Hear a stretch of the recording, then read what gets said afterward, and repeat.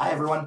So, interesting topic today based on a couple of requests that have come my way, right? Discussing COVID-19, the economy, and self-defense, right?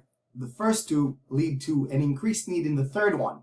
So, first of all, COVID-19, what we've seen over the last kind of like 2.5 years is a marked increase in violence and aggression overall, right? And that can be attributed to a lot of reasons around COVID, right? The fact that we've had to stay home for a really long time. We are not meant to do that. We're social animals. So we've seen a huge increase in domestic violence, in drug abuse, mental health, all these kind of things that ultimately result in aggression and violence.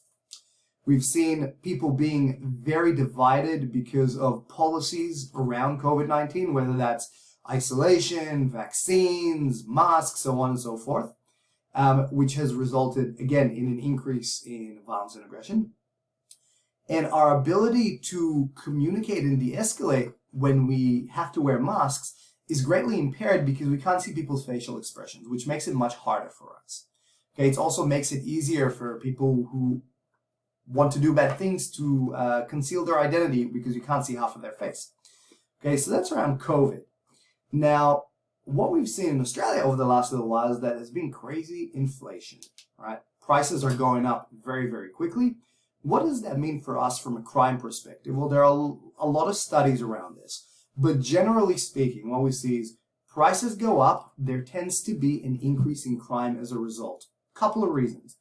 First of all, people can't afford to buy things they might need, and that may end up with them resulting to crime, right? So if they have to steal something to get, steal money or steal goods to be able to buy food or buy medication or buy drugs or whatever that is, that can happen when prices go up quickly and over a long period of time, when wages don't adjust to compensate for that, okay?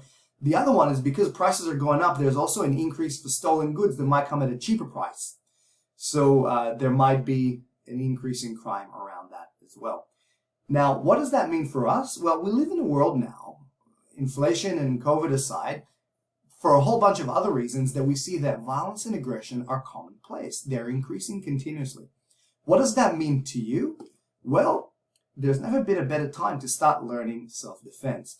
Now, that does not mean you have to go to your local boxing, Brazilian Jiu-Jitsu, Muay Thai, Karate, Taekwondo, what have you club, right? There's a big difference between learning self-defense and learning martial arts or combat sports. If you're learning self-defense, it's important, and these are the skills that you have to focus on, right? Not just learning physical solutions, but understanding situational awareness, adrenaline management, decision-making under stress, personal safety, avoidance, de-escalation, conflict communication, and then looking what happens after a conflict, so understanding the parts of conflict like legal consequences, use of force, trauma, retaliation, all these things. So if you're looking for a complete self-defense solution, right, you have to find a place that does that.